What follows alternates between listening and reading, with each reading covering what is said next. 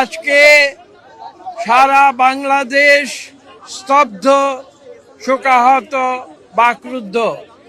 আজকে বাংলাদেশের 18 কোটি মানুষ স্তব্ধ হয়ে গিয়েছে, শোকাহত হয়েছে। তারা জানে না তারা কি বলবে। আজকে একটি যুগের অবসান হয়েছে।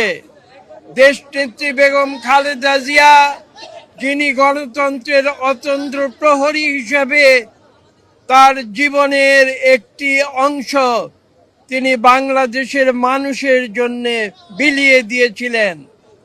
আপনারা জানেন 1982 সালে শহীদ প্রেসিডেন্ট জিয়া রহমানের তিরোধানের পরে রাজপথে নেমে এসেছিলেন দেশনেত্রী বেগম খালেদা জিয়া গণতন্ত্রের সৈনিক হিসেবে।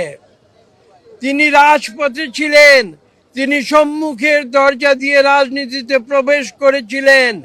তিনি অন্যায়ের সঙ্গে কোনোদিন আপোষ করেননি, তাই নীতির প্রশ্নে তিনি ছিলেন আপোষহীন।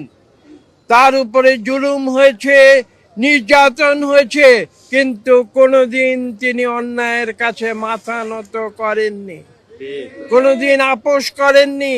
তিনি যুদ্ধ করেছেন, তিনি রাজপথে যুদ্ধ করেছেন।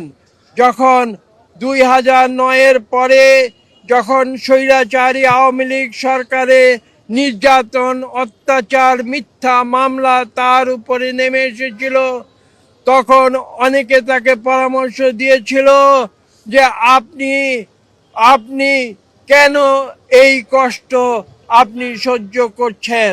তিনি বলেছিলেন যে আমি ন্যায়ের জন্য, আমি সত্যের জন্য আমি যুদ্ধ করছি, আমি সংগ্রাম করছি বাংলাদেশের মানুষের জন্য, আমি সংগ্রাম করছি বাংলাদেশে গণতন্ত্র পুনঃপ্রতিষ্ঠার জন্য। তিনি যেভাবে বাংলাদেশে একবার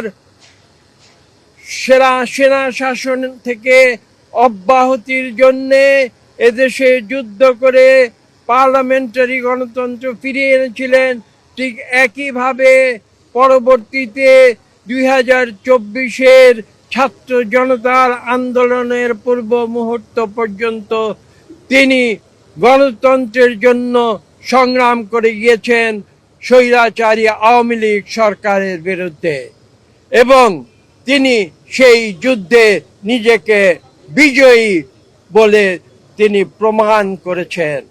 আজকে আমি যে কথা বলেছি, তিনবারের প্রধানমন্ত্রী, বাংলাদেশের প্রথম নারী প্রধানমন্ত্রী, বাংলাদেশের নারী শিক্ষার জন্যে যিনি সবার আগে কথা বলেছিলেন, সেই দেশনেত্রী বেগম খালেদা জিয়া আজকে পৃথিবী থেকে বিদায় নিয়েছেন।